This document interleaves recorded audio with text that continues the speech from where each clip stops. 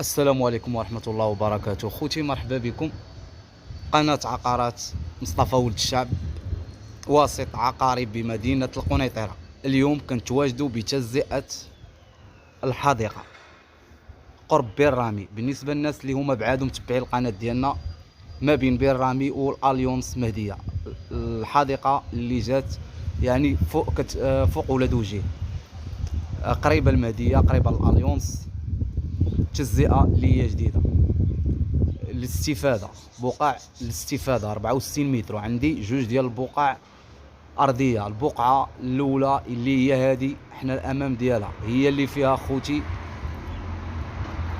هي مقابلة مع هاد جوج سفليات اللي أنفاس معنا في الفيديو. يعني كاينة هادي زنقة وهي أنفاس مع هاد الدار اللي الباب ديالها قري. عندها البلان، عندها الرخصة، يعني الأمور والوثائق راها مضبوطة، يعني الواجبات ديالها خالصة. يعني اللي شراها إن شاء الله يحط السلعة ديالو يبدأ يبني، الوثائق كاملة موجودة. اللي البقعة ديالنا شادة بالجانب، حاليا كتشوف هاد الباب القري، يعني أنفاس مع هاد السفلية.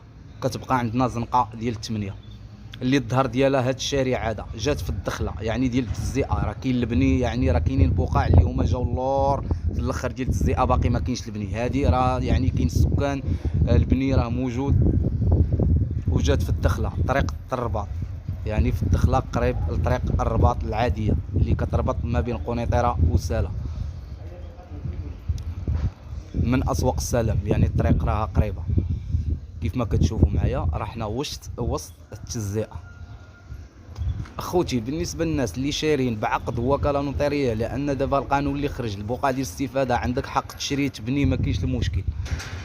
حاليا القانون اللي كان خرج هاد الشهر هذا هو المستفيد خاصو يمشي يدير معاك كونطرا عند المهندس باش تصاوب البلان. يعني اي واحد شرا من عند المستفيد غادي يحتاجو في البلان باش هو اللي غادي يدير معاه كونطرا. هذا قانون جديد باش يدير معاه كونطرا مع المهندس، ما بقاش الكونطرا كيديرها يعني الشاري ولا كيديرها مول البقعه الاصلي. اللي هذا ولد الشعب كيحط لكم بقع اللي واجد لهم البلان والرخصه، شي حاجه قانونيه، شي حاجه اللي اوريغل.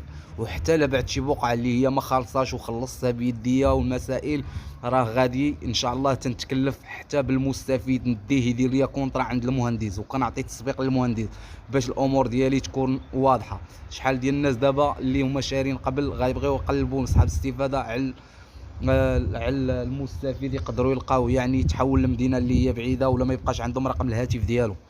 هذا القانون اخوتي راه اي معلومه خرجت ان شاء الله راه كنوصلها لكم. قناه عقارات ولد الشعب، مرحبا بكم. المهم البيع ديالها اخوتي الطلب ديالها 26 مليون. يعني راه اللي قلت لكم، كيف ما قلت لكم، كيف ما تشريها، كيف ما غدلين تحط السلعه ديالك يعني تبدا تبني. الوثائق ديالها اللي هما الرخصه كتوف، البلان راه ما كيوفاش. بالناس اللي ما عارفاش البلان راه كيبقى يعني دائما مدى الحياه ما كيوفاش. الرخصه عندها الاجل ديالها سنه، يعني عام خاصك تمشي تجددها عند الهيئه، يعني باش كدير فيها الطابع. لا كانت في 2020 22 23 2022 23 كتمشي تعاود الطبعه ديال 2023 2024، يعني عندها عام. كتسالي العام كتوفى رخصه البناء. البلان اخوتي راه ما كيوفاش، الناس بزاف ما عارفاش هذه المعلومه.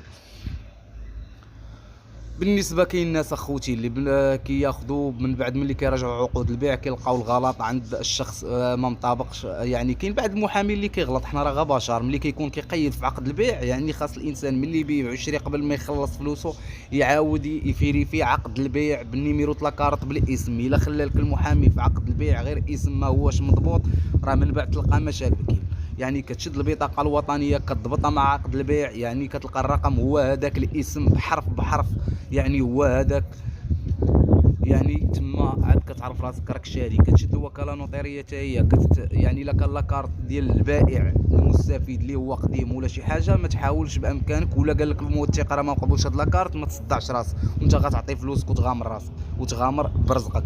يعني خاص الانسان تكون الوثائق اللي هي مضبوطه، يكون لاكارت ديال المستفيد اللي هو جديد وفيه المعلومات اللي هي واضحه علاش غادي نبنيو. يعني راه بيع وشراء هذا راه ماشي كنلعبوا.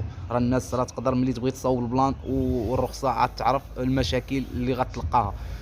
راه بعض الوسطاء اخوتي راه غير كيكتبوا كيشيروا. بعض الوسطاء زرفوا واحد الصديق ديالي اللي كان جا عندي قال لي مصطفى شوف هي بقعه ارضيه ولكن ما حكرش عليه. يعني كان مشى عند واحد الوسطاء اللي هما في الحي ديالي وما نعاودش لك الفخامه والاقوال، يعني تقول هادو ناس اللي هما معقولين عالمين بان الغلط يعني من العمران، غلط من العمران. الاسم اللي في شهاده اداريه ديال المستفيد سميتو بدر الدين، حرف الدال اخوتي، ما كاينش يعني غلط، يعني ما كاينش في شهاده اداريه. وملي كتبوها بالستيلو في شهاده اداريه الناس ديال العمران، كتبوها صحيحه المره الثانيه. يعني المستفيد كان يصلح الشهاده الاداريه يعاود يرجع للعمران عاد يبيع. يعني هاد الوسطاء باعوا لي، قالوا له حنا نبيعوا لك واخا هاد الغلط راه غادي ندوزوه، ودوزوه وداز عند الناس ديال القانون وكتبوا على هذاك الحرف اللي هو غلط. والسيد ملي جا عندي قلت له ان شاء الله خصك تجيب المستفيد ونمشيو للعمران وبامكاننا غادي نصلحوا هاد الشهاده الاداريه. وطلع وهبط وتا بدا كيصاوب في البلان. يعني المهندس هو اللي نبه وقال له راه كاين غلط هنا في بدر الدين، راه حرف الدال ما كاينش في الطبعه اللي هي اساسيه شهاده اداريه. خوتي راه القانون لا يحمي المغفلين. الناس ما تزربش، تشد عقد ديال البيع نقراه ونطابقوا مع لاكارت.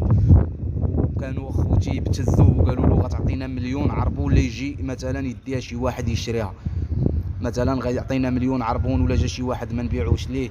انا كنقول لكم في فيديوهات العربون اخوتي اللي باغي يبيع ويشري بالمعقول، العربون راه ما كيتعطاش. يعني كنمشيو كنوثقوا فلوسك كتهز معاك، توصل كتوثق تقاد وريقاتك، هو وريقاتو عنده تسلم ليه فلوسو يسلم لك وريقاتك.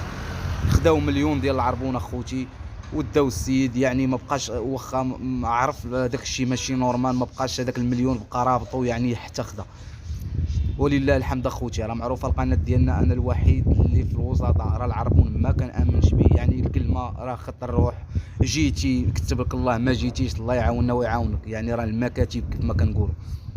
وإلا كان شي حاجه اللي اوريجل ديال الموثق وكان الشخص يعني مثلا في الجاليه المغربيه وغادي يجي يكتب معك، راه هذيك كنشد فيها العربون.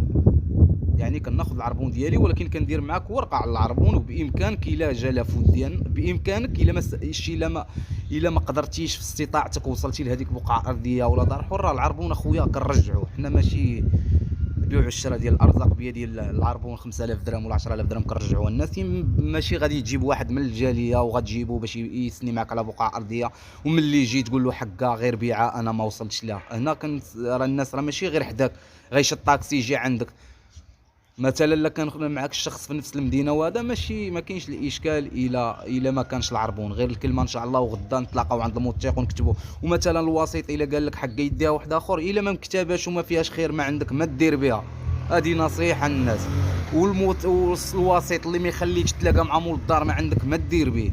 ومول الدار بامكانه يعطيك شهاده اداريه قبل ما تمشي وتقراها وتعرفها راه في الاسم ديالو الطابقه مع لاكارت ناسيونال، وتقرا وتعرف راسك شنو غتشري وتعرفها راه ديالو صح.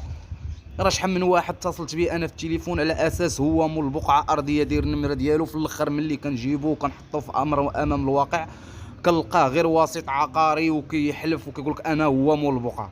راه لا حول ولا قوه الا بالله العلي العظيم. المهم خوتي عندي بقعه ب 18 مليون ما خالصه.